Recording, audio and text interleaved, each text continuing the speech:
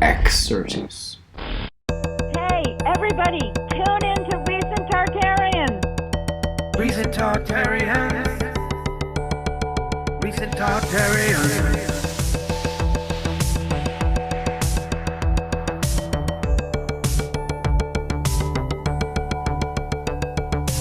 Join us on another exciting adventure of Exertus.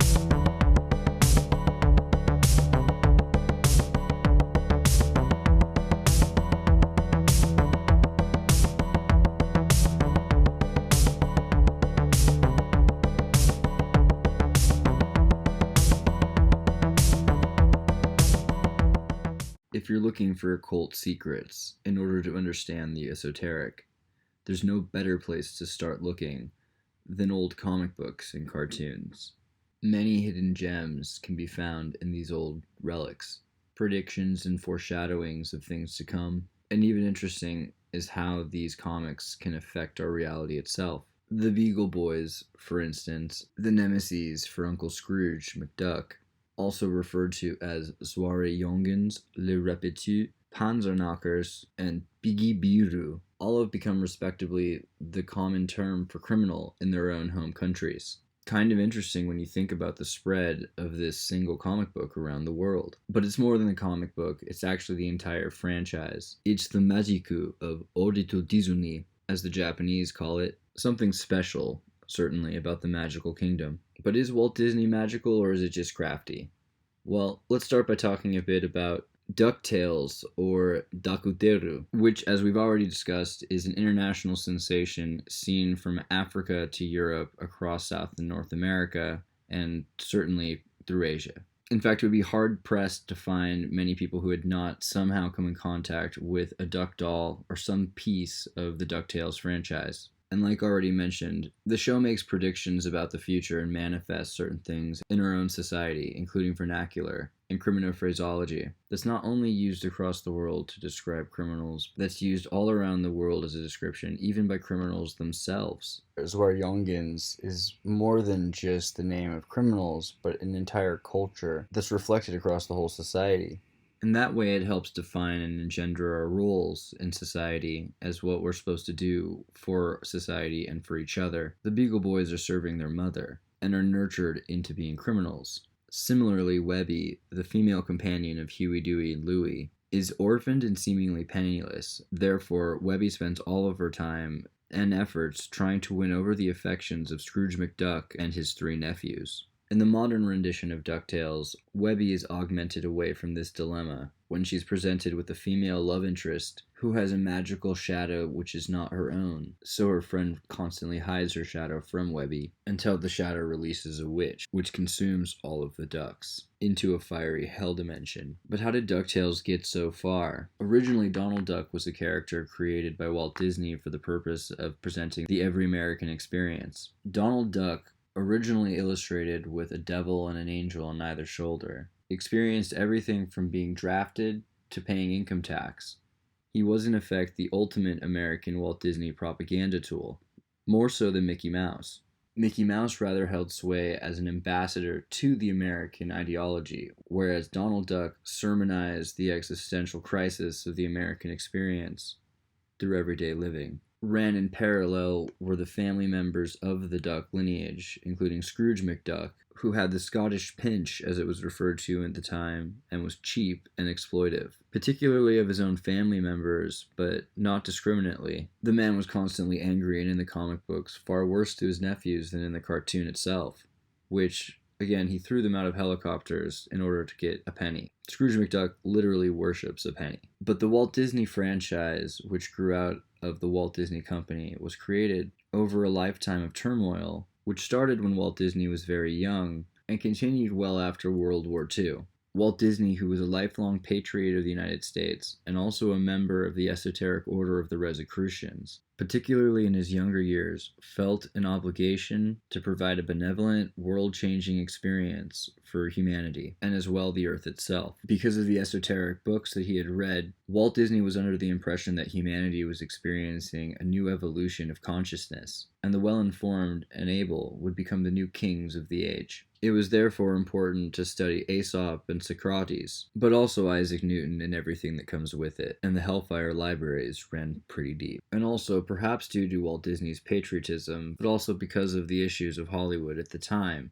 Walt Disney became a personal informant for the FBI, advising director J. Edgar Hoover on the actions of confirmed and possible members of the international communist conspiracy and communist parties, often union representatives looking to make animation a unionized art, which Walt Disney saw as a major threat to his filmmaking empire. In fact, during the first union strikes for animations during the production of Dumbo, Walt Disney shut down the production and began working on 6 new live-action sequences, programs and TV specials and films, all for the first time live action, in order to prove to the animators that he did not need them, rather than to listen to their demands. He also personally identified the key players in the strike and gave their names to the FBI, suggesting they were Marxists, having them blacklisted from Hollywood for the rest of their lives.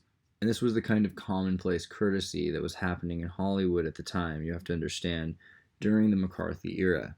And the unfortunate truth of the situation is it did not make anything any better. The end result is many true communists and sympathizers went underground, and a number of innocent people got caught in the crossfire. Afterwards, the idea of accusing someone of being a socialist or a communist in Hollywood became absurd. And eventually we ended up with Leonardo DiCaprio today. And one of the most tragic parts of the relationship that Walt Disney had between J. Edgar Hoover and the FBI is that it was transmuted into his adoption by the Central Intelligence Agency, which demanded Walt Disney's cooperation with no sort of gratification. And this extreme lack of reciprocity led Walt Disney to become disenfranchised and disenchanted with the United States government. A man with a lot of power and influence, particularly in how this and the next generation are going to look at the United States and the culture around the world, whether or not to be nationalists or globalists after all. And this contentious relationship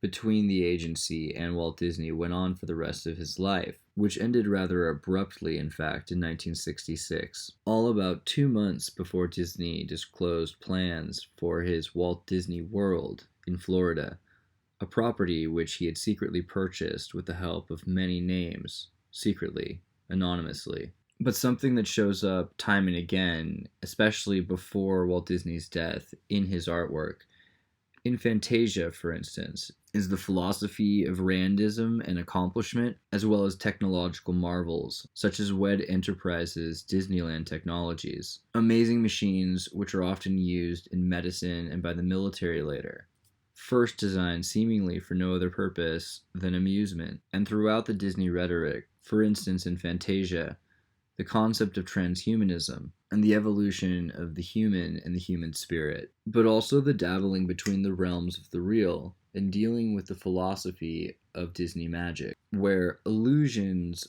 serve as a sort of psychotherapy, and the sobering experience of your first Disney cartoon or a day at Disneyland is certainly a trip you'll never forget. But after Disney died or was frozen in 1966, the properties of Disney changed hands. And so began a major shift in the kinds of players involved and the actions made by the Disney company. If anything, you can call Disney in the 1960s pretty hardcore. Experiencing everything from beatniks to the devil, Walt Disney showed the world a side of itself that it was not yet ready to see. And it was finally in the next generation in the 1980s, during the Reaganomics, during the release of the Ducktales series, that Disney really began preparing a generation to be more than indoctrinated, but en masse, tele-indoctrinated. And I think most people are familiar with the idea that Disney is dabbling in the occult, but maybe they don't always understand some of the more interesting aspects of what they're doing. Some of it's really fascinating, really. If you look at the use of constellations, such as Osiris's hand touching the top of the castle, and Orion's belt directly aligned with the Eye of Horus, at a 52-degree angle from the triangle. This is just so much fun because it plays with the idea of Sirius and Osiris, and it makes the Isis towers between the two pillars of Yakum and Boaz all inside of a pyramid, which it's suggested is above the Nile. And it's a Tartarian castle. So there are a lot of fascinating things which are stacked on top of each other inside of Disney's artwork. And you might be thinking that some of this stuff is just over the top and that maybe Disney is not really hiding all sorts of symbols. But if you really start to look for it, it's not that hard. You can just do a Google search and you'll start to find some crazy stuff. I mean, but usually what gets the press is the more Freudian stuff, unless the illuminated archetypes, which make up most of Disney's playtime. Sexuality, of course, is a very important subject for Disney to control, but again, it all comes back to the occult. And at this point, clearly the Mickey Mouse Club is little more than an indoctrination and enlistment into MK Ultra. But I honestly think that originally the plan was to make something a bit more like the Cub Scouts or D-Malay. However, in 1966, when the hands changed over, the Mickey Mouse Club clearly became a publicity front for mind control. And the agency continues to use Mickey Mouse Club members, it seems, to this day. But what you have to wonder is, do they get the symbolism? Because a lot of what Walt Disney was doing with his shows was using Rosicrucian metaphor and symbolism. In a sense, using rebranding puns to modernize old magic, putting a beat behind old spells. And of course, the idea of this is literally to awaken these ancient spirits by adapting their talismans and invoking new meaning, particularly through children who have a pure of heart intention. And Ducktales goes as far as to show all this in the new and the old cartoon. The movie, they go and they talk to a genie inside of a lamp, where they meet a villain with an evil necklace that makes it possible for him to live throughout the ages. And in the new cartoon, they visit a pyramid where they find people asleep for thousands of years, who've been forced to live off frozen burritos, whatever the allegory there, all while believing in a false deity which is keeping them locked inside this sort of Logan's Run-like pyramid. And there's Louis with a scythe. But often people will try to explain to you that cartoons are silly for a number of reasons, and that they're not really going over the things that we're illustrating here. The difference is, in these cartoons, they literally say these things. They're very clear about the subject matter. There's no metaphor except for the metaphor that's on top of the already clear esoteric symmetry. When you literally have the ducks meeting Egyptian gods inside of a pyramid, it becomes a bit less abstract. And perhaps that's where people say, even if it is about it, it's just a cartoon. Because it's too real to be something to deal with in your own mind. Having said that, you can, and you'd be surprised, all the things they go over in DuckTales, everything from insider trading to the Soviet Cold War. DuckTales has even predicted tsunamis, earthquakes, terrorist attacks, diseases, cures, methods of actually extracting boats from the ocean, new molecules and compounds in chemistry. One formula written in a comic book from 1958 was decades later discovered and actually synthesized, and is a very useful compound to this day.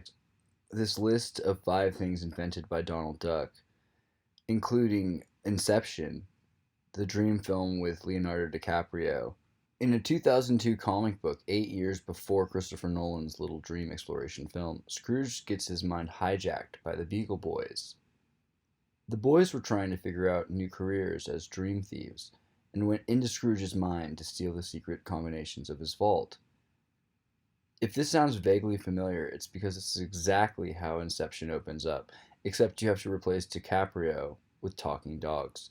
After they're inside Scrooge's mind, the Beagle Boys have trouble differentiating dream from reality. Again, exactly like the characters from Inception. Who need special items or totems in order to tell dream from reality. When Donald Duck enters Scrooge's dream to help, he has to figure out a way to pry the Beagle Boys out of there. In Inception, they use kicks to make controlled exits, like how the feeling of falling usually snaps you out of a dream. And in Scrooge McDuck's head, they do exactly the same thing. In order to escape danger, Scrooge starts jumping from dream to dream. But like Cillian Murphy's character, he can't remember the last dream once he's in the new one.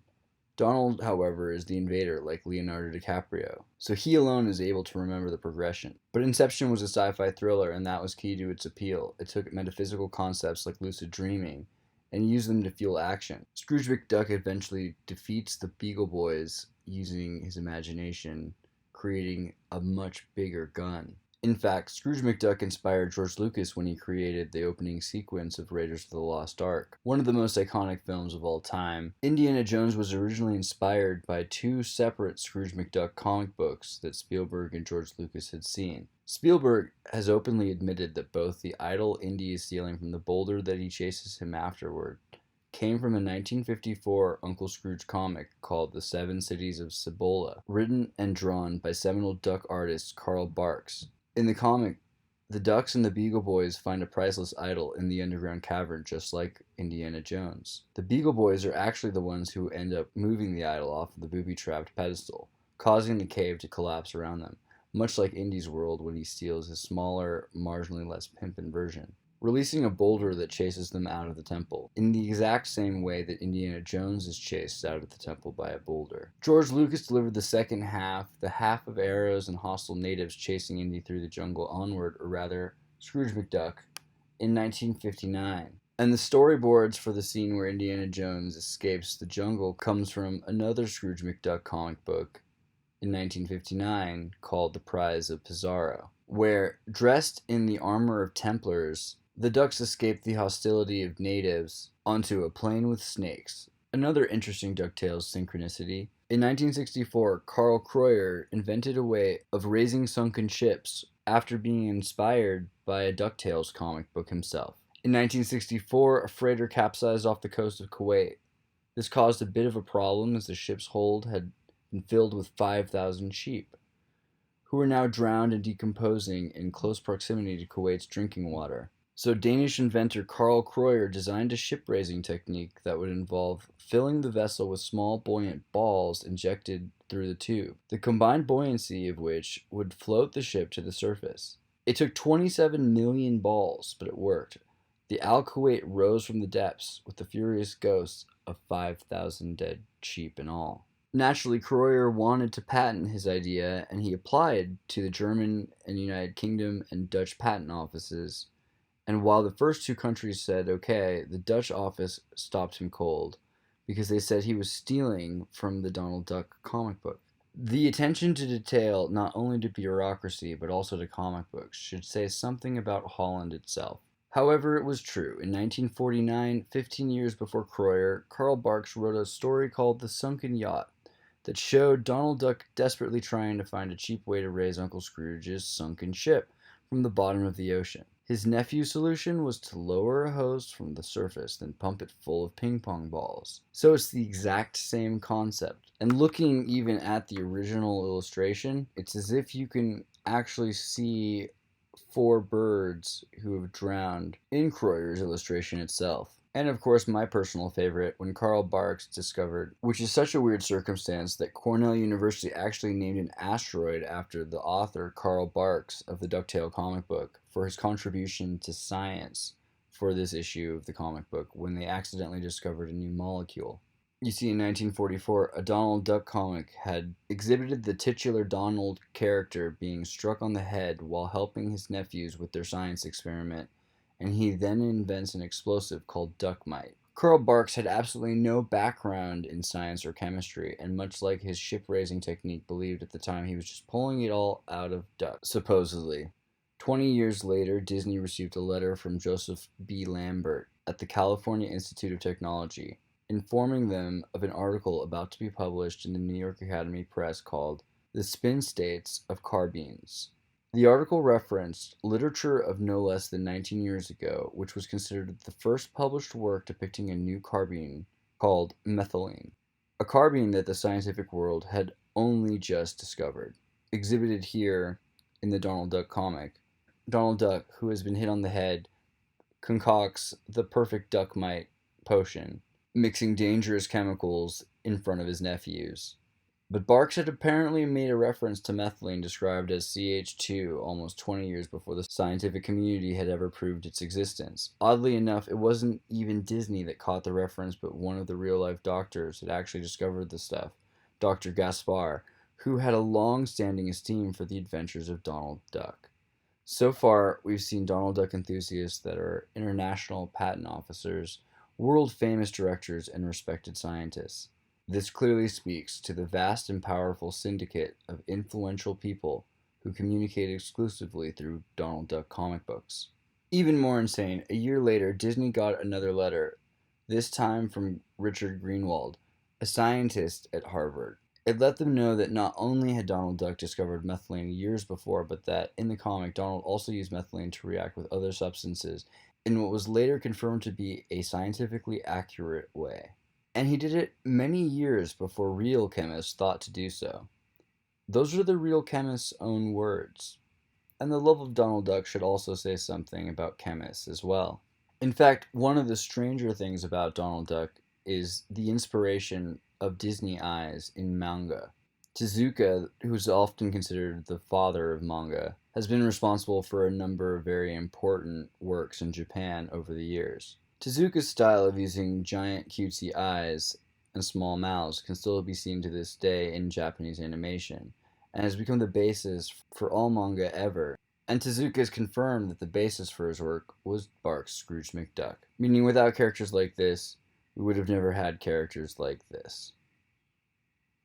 So there's a lot going on with DuckTales, but there's another show that I think that's worth mentioning that it doesn't get the play that DuckTales does. And it's also about ducks, and it's actually my favorite. You see, I like the DuckTales quite a bit, but just as old even is the original Disney South American adventure of Donald Duck and his two friends. Together they are known as the Three Caballeros.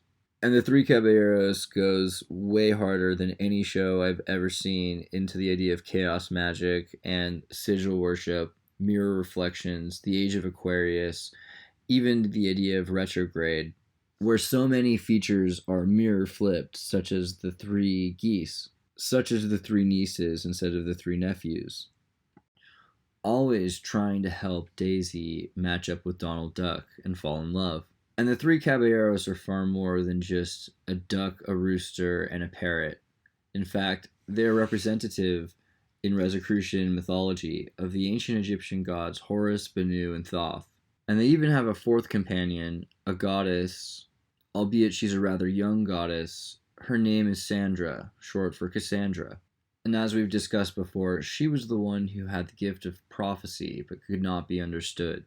She was quite beautiful, and eventually her life ended tragically, which, being able to see the future, must have been quite a terrible fate. And a lot of work that has to do with divination regards Cassandra as an important function in the system of oracle, particularly in regarding and contacting an oracle.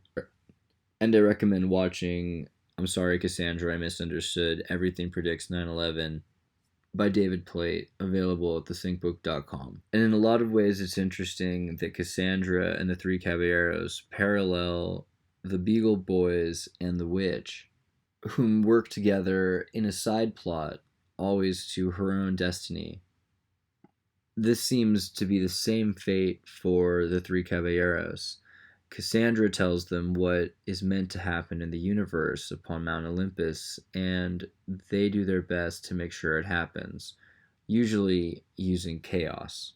In fact, almost always, and Donald Duck even uses Jinlao drunken boxing style. But in this version of reality, they are, of course, the protagonists, which is very interesting about the modern age of Aquarius, which is very interesting about the modern age of Disney. But even as far back as you want to look, Donald Duck and Goofy were representative of Rosicrucian allegory. Walt Disney had envisioned Donald Duck as Thoth and Goofy as Anubis. There are a number of Egyptian deities which can be attributed to different issues of different characters, but I do think Bennu makes a lot of sense for the rooster because he comes into being himself as the inspiration of the phoenix and is regarded as the Lord of Jubilees, also the sun, creation, and rebirth. And this wild character rather suits Benu nicely. Similarly, Horus makes a lot of sense for the parrot, the Brazilian bird who does his best in order to stay cool with the other characters, all the while coming off as more casual and less assertive for it. Horus is also known for where we get the word hours and aura. He's a very patient character. But there's a ton of Egyptian allegory inside of the Ducktales, and they do a lot of work to rub it in your face. It's almost as if they want as many people to get it and learn from it and become new kinds of people because they see it, as they do to have everyone else just amused and bewildered and unaware and move on to the next show. It could be just me, but I hope the best of people. And Walt Disney's fascination with birds goes back to ancient Egypt because the Rosicrucians believed that the ancient bird people were essentially what fairy tales had referred to as dragons. When they started to study the remains of ancient creatures and they realized that many of them had feathers, this already became a theory 100 years before it was accepted that most supposed dinosaurs were giant birds. Walt Disney was just way ahead of the time on this hypothesis. Also, therefore, is it interesting that these characters are so cute, because if these are dragons, then Walt Disney changes your perspective on everything. And so the characters from DuckTales and the Three Caballeros associate themselves with the gods of Mount Olympus, beneath the ancient Axis Mundi tree, where they're noticed by the villain of the new series, and the gods tell them that they're glad to see them, and they ask them to stay a while. Horus, Benu, and Thoth, representing the earth, the moon, and the sun, decide to become allies with the gods of Mount Olympus. This to the dismay of the villain, whom is not actually as evil as his own weapon, the staff, an ancient evil which uses rich men, filled with the power of an ancient dragon serpent, with a beak, if you notice, like a duck. The goals of this evil serpent scepter are to take over the universe, and to take all the powers away from the ancient gods, who have become old, and it is up to the Three Caballeros to deliver it into the hands of the young new goddess Cassandra. In this sense, the sun, the moon, and the earth are represented by these ducks in bringing forth the new age of Aquarius, a time when allegory has become beyond the comprehension of the every layman, and so instead these sorts of episodes have to be so literal because very few people will even be able to interpret it even then. However, Disney gives you every courtesy of trying to make it clear what this story is about, from the ambiguous negative space behind the gods to the very backstories of the comets and the lava flowing around the Axis Mundi, this ancient tree which, according to the original stories of the Earth, spun the stars around the Earth itself, held the world together, and kept the seasons constant and ever-changing. These are all the sorts of things that we're talking about in our educational videos, but it's interesting to find them shown in a cartoon, because of course in a cartoon it's acceptable that the entire thing is false. It has to be. It's just a drawing. But they've gone out of their way to be more explicit, and gratuitously so at that, in this new series. Every episode is about awaking a titan around the planet, on a tour by the Three Caballeros band, where they're going around the world, and they find themselves in every such place as Stonehenge and Easter Island, where they awaken the gods who have been kept asleep for thousands of years. The episodes all have esoteric puns for titles, such as Stonehenge your bets, Labyrinth and repeat.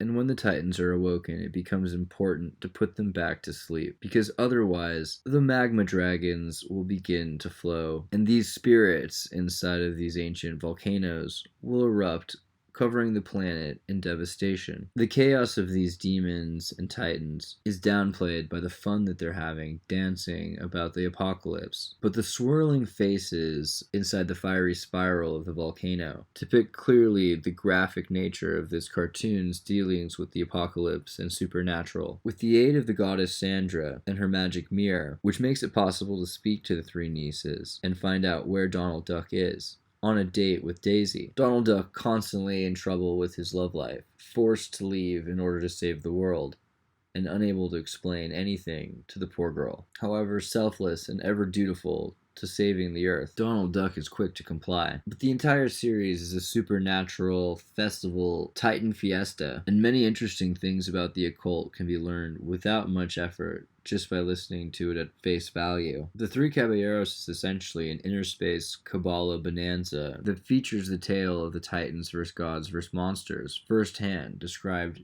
by the traumatic memories of these now aging gods, whom have long since given up the war of heaven and have pounded their weapons into plowshares, a line verbatim from the show. Like I said, in this one you really don't have to try hard. I mean, they've gone so overboard being completely chaos magicians that it's so ma'at you kind of have to respect it. Though you do need to pay attention to what it is that they're saying to make sure that it is true, because it might not always be. In fact, their obsession with Sirius, as well as Thoth and Horus, makes you wonder, what is it exactly that they want you to see? Traditionally, the story of Seth is about chaos, and chaos, I believe, has taken over the idea of the Goofy universe. What once might have been about Anubis seems more and more to have transmutated from the death cult to the straight-up Sethian. In stories of self-centered people that live in utilitarian existences, where their philosophy is to do what thou wilt and let that be the whole of the law, most of the time they're found doing so much evil that they nearly destroy the universe until they decide to stop. That's the level of good that Disney's teaching in the new chaos era. There was an older message, originally one that led to Seth through Anubis, which was that of order or ma'at, and that was the story of Horus, the kind and gentle patience that took life through tragedy and into resurrection. You see, Hotep does not mean to be in a place where there is no noise, no trouble, or hard work. It means to be in the midst of those things and to still be calm in your heart. This, I believe, is the true philosophy of Anubis or Goofy.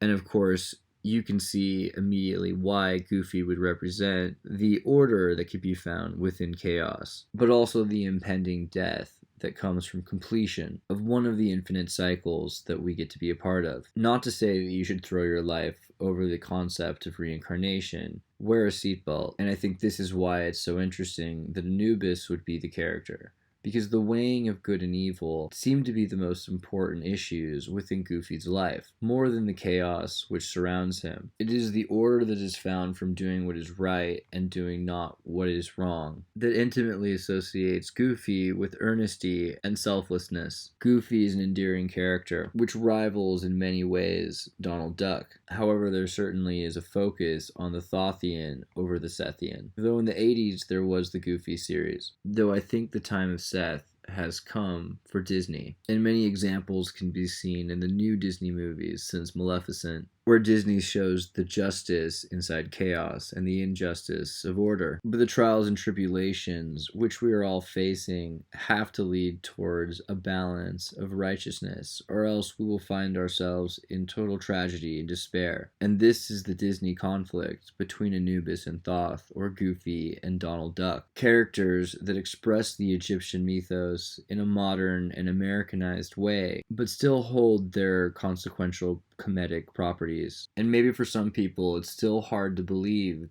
that the creators of children's cartoons are working with Egyptian magic. But I just have to tell you, the world's a weirder place than you might think. And also, Egyptian magic's not even really all that weird. You see, the way this happens to a lot of kids is you go to the Rosicrucian Temple. There's one in San Jose, California, which has been there for about 100 years. And there's a bunch of Egyptian artwork, including an actual mummy, which has been brought from Egypt. And every kid in 1st or 2nd or 3rd grade goes on a field trip to the Rosicrucian Museum. So if by the time you're in 3rd grade you haven't been fully indoctrinated into Egyptian magic after having taken a selfie with an actual mummy and entering a tomb that's been fully recreated with all the artwork exhibiting death and reincarnation, and notice the same Egyptian magical characters on the Disney cartoons, and their exhibited likeness to the Disney characters themselves, as well as starting to have a comprehension of the amount of time you can spend in a satanic after-school daycare when you don't go to Sunday school or catechism, which seems like it's going to become some sort of a new normative now,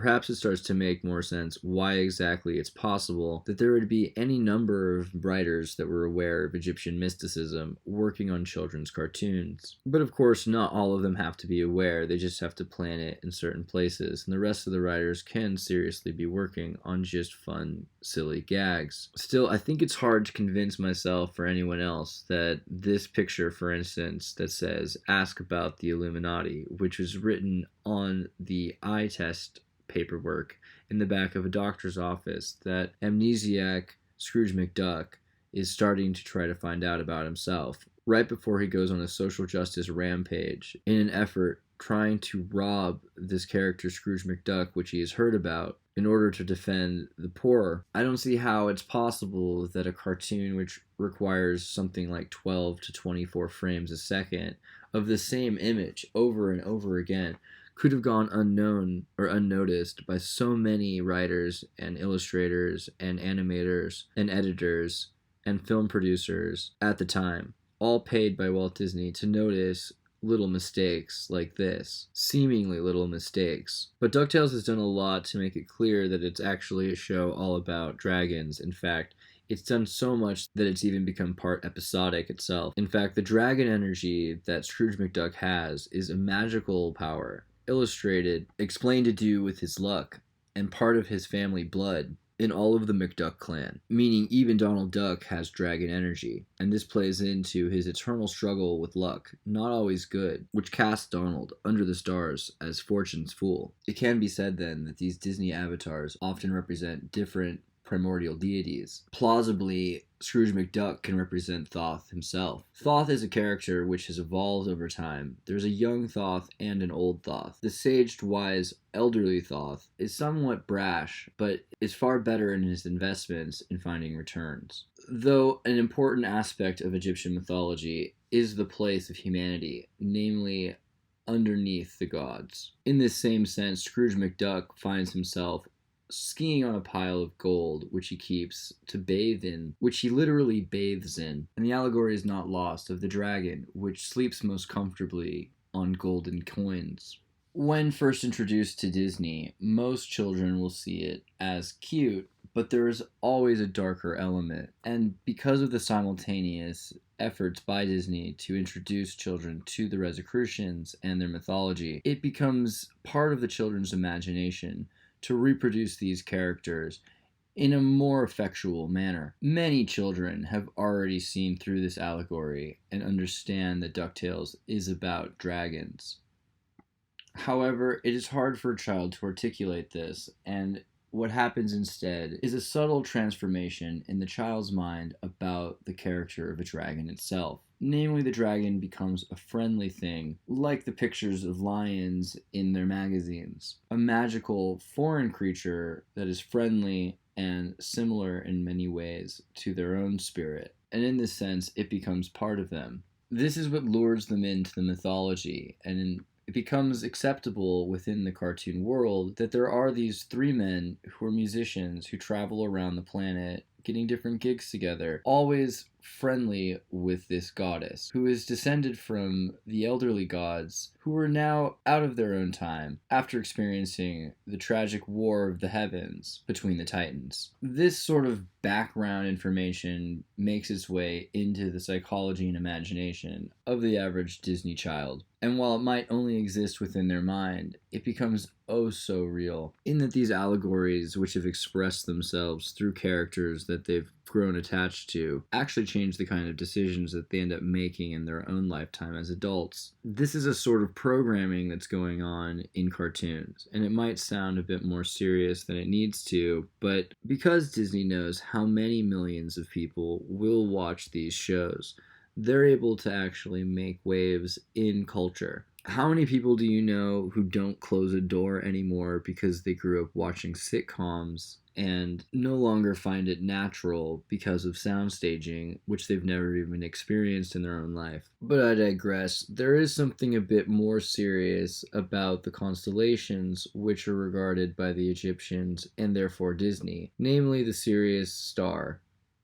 There are two Sirius stars, and the twin stars are represented by the beehive and the dog star. Sirius is also associated with our furthest planet, which Space Force this week, which is now a thing by the way, has officially decided is a planet. So we're back on track. But something interesting about Pluto is the inversion between Pluto and Neptune, which occurs every 27 years. You see, accordingly, when looking through a telescope, you'll notice that Neptune is further away. Often Neptune becomes the furthest planet. Often Pluto becomes closer and Neptune moves further away. And this inversion, where Neptune becomes the furthest satellite away while Pluto comes closer, is considered by some to have major psychic and magical properties. Particularly people interested in things like Rosicrucianism, like Walt Disney, who created the character Pluto to replace the Capricorn goat in the original cartoon where Pluto is introduced. The Capricorn often associated with the sea goat, Pluto replaces Capricorn by consuming an entire brick of chewing tobacco. This is supposed to be a funny cartoon because of the pain that the dog experiences. However, another aspect about tobacco is its contents of DMT, which, when released with an MAOI, actually produce highly psychoactive experiences, ranging from sickness to psychedelic hysteria. It is this ritual which transforms Pluto into the mascot of the Yankee Clippers, as the plane flies away from the military base with the Capricorn on its front. Pluto then is found to replace the scapegoat because he effectively achieves a perfection in a balanced scale of the trials of Anubis. These trials, which are illustrated by the divine maxims of Ptah-hotep, the most ancient book of rules that we have at this point in time, supposedly written by a 115-year-old Ptah-hotep in Kemet. These divine maxims are as true today as they were 4,000 years ago, or they will be in 1,000 or more. Rules such as, I have not worked evil, I have not committed robbery with violence, I have not stolen, I have not slain human beings, I have not falsely accused anyone, I have not been angry without reason, I have not seduced anyone's spouse, I have not acted with insolence, I have not polluted the water, I have not used evil thoughts, words, or deeds, etc., are all rules that can be used in any culture. Seemingly, the divine maxims of Ptah-hotep rely on two fundamental laws that govern all. I have committed no sin, and I destroy no property of the Creator. I have committed no sin, meaning I have always hit my mark and always hit my target without ever missing the bullseye. And there has been no margin of error, because that margin of error is the definition of sin. This is the definition of living a sin-free life. Also, I have destroyed no property of the Creator, because all things and every being is property of the Creator, and objectively are good words to live by. But Pluto, who has consumed this large portion of DMT, is now tripping through this major transfiguration. And along the way, he goes from green to Dalmatian, and through a psychedelic experience, which separates his soul from his body as he comes back into himself, much as the way with Disney films involving psychoactive substances, where Pluto's final transfiguration process takes place, or Pluto's final transformation is through the altered state of Tartan, where finally he has processed the DMT and he becomes completely plaid. And it is at this Tartaric moment that Pluto is accepted by the military to become the new symbol for their base. And he doesn't seem too excited or too healthy after this experience. In fact, it's rather interesting looking at his eyes. What other character has that same exact stare? But when he's finally fully fatigued, Pluto extends his tongue, revealing the Tartarian stripes of red, maroon, and green, striped with yellow. Another allusion to the worship of the Sirius star, something that you should look into more, but it's hard to find pictures of because Google has blocked out the entire Sirius quadrant. Here's actually the picture of Sirius from Google Space. It's completely blocked out. Actually, I did add the smiley face, I'll admit that. But the yellow part, that's exactly what you get. Maybe it doesn't exist, but if it does, they certainly don't want you to know about it. And now Pluto is actually returned to its original place, and Neptune is in its original, and Neptune has supposedly returned to its original orbit path. So maybe this is just a generational thing. Disney does love to release things every 20 years or so and keep them otherwise locked up in their Disney vault, away from people, so that culturally ideas can die down and then they can come back again. Maybe generationally this is just the way of things, and they do a good job of keeping people from information. It's amazing how much dies from one generation to the next, especially now that people actually forget things literally 4 years after they've run on television. Resets have become just a natural part of our culture. But something has changed this generation, I am convinced, because the more you look around, the more you see people who are aware of this stuff and don't think it's completely crazy and can see the correlation between this over all of the years, in fact, millennia. Even so far as recognizing that they're using Egyptian magic when they play around with memes, pictures of cats on walls. It's become self-referential. And it won't be long now before a lot of other people start downloading the Unicode symbols for hieroglyphs and start producing their own hieroglyphic memes themselves. Because once you've gone on one Rosicrucian field trip as a first grader, hieroglyphs are just sort of a logical next step. Something kind of interesting to talk about also is the sounds and phonemes are not always correct and that they've changed over the generations. This is why vowels are often removed from gematria, and why H and K in Korea and in Egypt and in parts of Europe are often reversed. For instance, in some cultures, Hermes is referred to as Kermes, and Hermetics, therefore, are Kermetics. The idea that Jim Henson did not do this on purpose is completely inconceivable, especially when you find out about the kinds of people that hung around the creature shop and loved the Muppets. Similar art can be found throughout ancient Egypt, of course, as well. Transfigurations by Horus and the presentation of eyeballs, stolen from the kingdom of Thoth, later become monsters in stories like Jeepers Creepers. The ancient mythology makes its way into popular culture. This is not just an owl with a surfboard, but as the time goes on, symbols are reappropriated, and they become what they need to be in order to continue to be transmuted between each other. In a lot of ways, this is how the amphibian transgendered frog god of ancient Egypt got in so much trouble, although now, luckily, he's been readopted by the Hong Kong people in their search for independence. But these symbols are being adopted often by the occult, and that is why it's important to recognize them, because it's possible to use them for good instead of evil. This owl that Drake is wearing looks an awful lot like the state of California. In fact,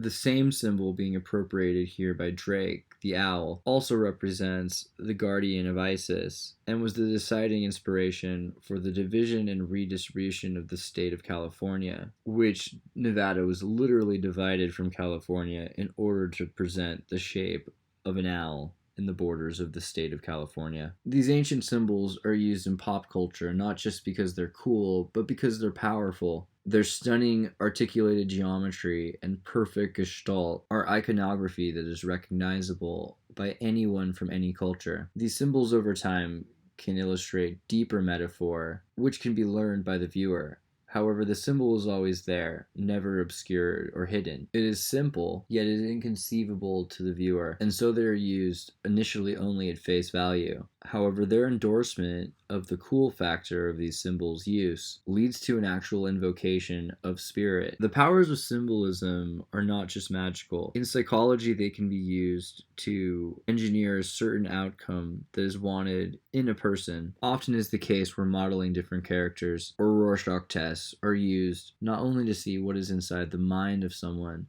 but also to put symbolism inside of their mind as well. Modeling can lead to conditioning, which can change the outcome of the choices of a being. This sort of agenda ministry is often used to make perfect workers, obedient taxpayers like Donald Duck, but throughout civilizations there have been religions and occult groups which have used the same techniques to elevate the psyche and minds of beings. In the 20th century, it became very popular for many artists to seed their artwork with these esoteric lessons in self-realization. Eventually, these public works became great art, and the sort of chromaticism that had existed only for men of great science and means in the 15th century was finally available for women and children as well. Not just the rich, but all around the planet for anyone, publicly broadcast on radio waves in bright Technicolor. And this was presented with the help of the monarchy of Canada and through the Public Broadcasting Corporation, financed by the United States government, the Canadian government, the British monarchy, the Rockefeller and Rothschild families, as well as viewers like you. And a lot of really good came and does come from public broadcasting and educational entertainment, but it is also a perfect tool for those who produce it to seed the minds of millions of children with their own personal philosophies and agenda. However, it is a two-headed snake because whether they mean to or not, they are educating people. And educated people can be very dangerous and have some very unpredictable consequences. It seems like with very little work, this next generation could actually seize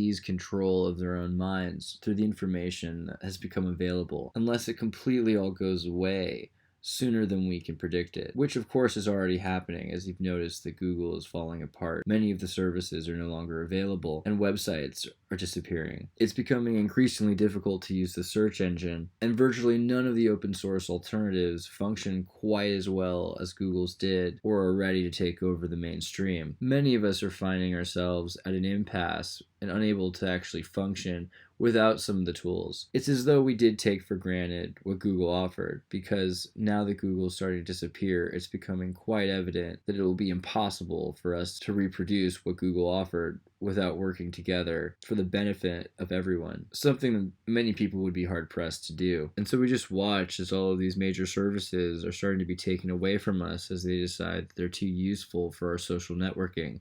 And so social networking even is being disbanded.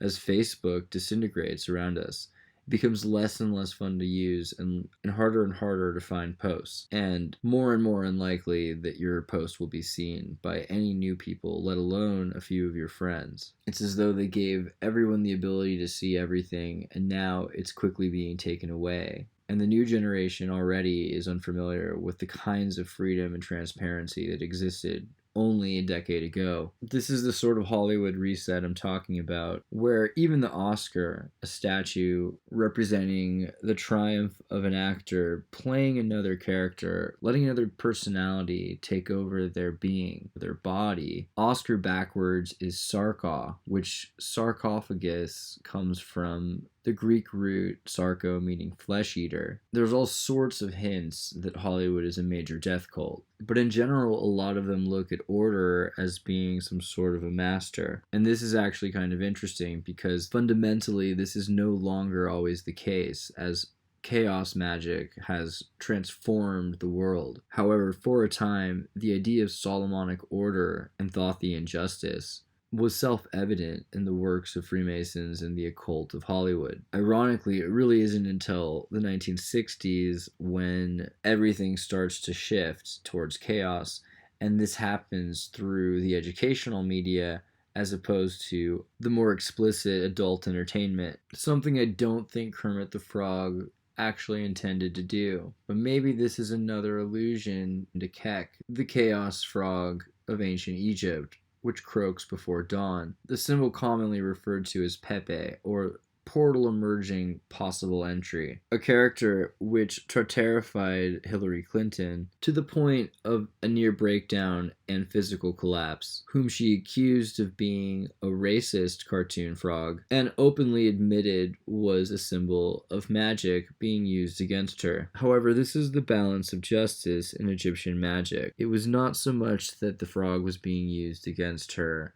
so much as the frog was being used, and she was standing in the frog's way. The symbol of the frog in ancient Egypt was represented by the god and goddess Kek and Hekek. These symbols were very common in Egypt and Africa, and even across Mesopotamia to China. The symbols of the frogs, however, did not have a temple. Instead, they were revered through their symbols, the statues which were taken care of by actual worshippers. It could be said then that the frog was a people's god, and was most popular during times of crisis, right before the fall of an empire and the beginning of a new one, and the beginning of a new dynasty. This allegory is represented by the frogs croaking just before the dawn, or the rise of the new order. However, the symbol of the frog comes and goes, and often is sort of caustic, but seemingly usually innocuous. Of course, raining frogs is still a plague. These symbols, though, don't just come from Mesopotamia or Egypt, but there's a number of places across Africa into Europe. You can find this map of major centers across Africa, Europe, and the Middle East,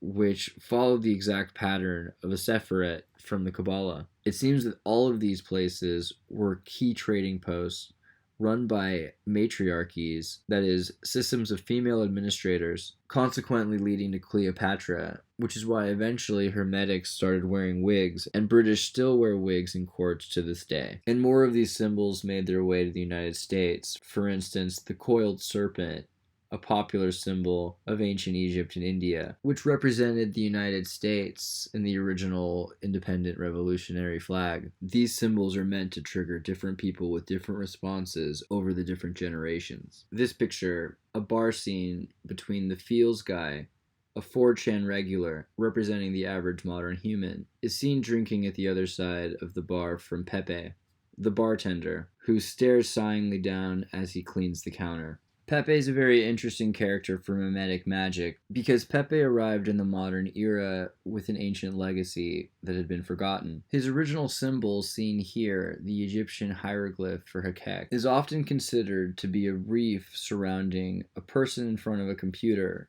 next to a coil above a world-bridging circuit. This ancient symbol from thousands of years ago might well represent something other than someone sitting in front of a computer making memes. It has been suggested, however, the point is the same. For many thousands of years it was lost, and it wasn't until recently that it was reinterpreted, and this new meaning empowered this old sigil, which became traded on the internet, often for actual currency. A symbol that became synonymous with the cries of many that the world was being manipulated, and more so that the world was manipulatable. A world where the rich were trying to bring forth giant monsters, and suspicions had become commonplace that apple moth sprays over the organic agricultural industry were transgendering frogs in those regions. Something that had both been illustrated in a major Spielberg motion picture terrorizing millions, and also supplanting the idea on many people that it was possible that if it transgendered frogs, it could do all kinds of things to human beings as well. I mean, we don't have flying cars, but humanity is getting a lot weirder. Just the facts. So many people began questioning whether these cyber pagans and technopunks from Burning Man had any actual clout, and as their legacy was just a continuation of the 1950s Rosicrucians, and many of which are very old or have come to pass away, this Egyptian Thothian chaos magician technology, this Rosicrucian Egyptian chaos magic fell into the hands of a new generation, and the culture began to be transposed not only in Hollywood, but on the internet itself. Millions of people all over the world contain images on the internet now of ancient Egyptian deities, as well as statues of goddesses and artwork which rekindles the spirit of these lost primordial spirits, of these lost primordial beings. It is believed that their connection with us affects our consciousness, not only in the ways that we allow them to by transposing our own interpretation upon them, but also in the ways that they are naturally formed. That is to say, that this statue of the Venus of Willendorf, whether you see it or not, is sexy, and her capacity for inducing fertility has not gone unnoticed throughout the eras. But of course, there is a broad range of consequences in invoking any deity, even the Venus of Willendorf, perhaps especially. It's a very dangerous thing to assume that there's no power in magic, the same way it is dangerous to assume that the mind of a child is not powerful. In fact, any person can be creative in dangerous ways. What becomes fascinating is also how simple it is for one person to solve a problem for thousands or millions. And all of this happens through the spread of creativity and ideas. The ancients actually believed that one of the traits of the Venus of Willendorf was her telepathy, which was empowered and embodied by her cellulite. And so it was believed that having cellulite gave a woman superpowers, and being able to see the future was something very useful for the wife of a hunter and gatherer. In general, the transfiguration of runes and other symbols of the pagans upon the modern cyberpunk culture has led to a manifestation of the esoterics in our own pop culture. And while it's clear that the artists are quite aware of the occult that's being depicted by them, many of the layman audience today are unfamiliar with the old artwork and the old ways, where even though they're taught in school sometimes about Greek mythology, characters like Jupiter or Zeus, and his personal conflicts between his wife and sister Juno play less of a role in the minds of the audience than the Ducktales that they're being indoctrinated with at this generation. And again, I'm not against Ducktales, I'm just saying both of them go pretty well together, because when you have the depth, you can appreciate something in ways you can't otherwise. And when you take away everything that you care about, then who are you? Where is this airing right now? Is this Recent This Talk program is coming Terrians. to you via Relay 2 satellite, a spacecraft orbiting the Earth at a speed of over 17,000 miles per hour. Hey, everybody, tune in to Recent Tartarians. Recent Talk Terrians. Excertus.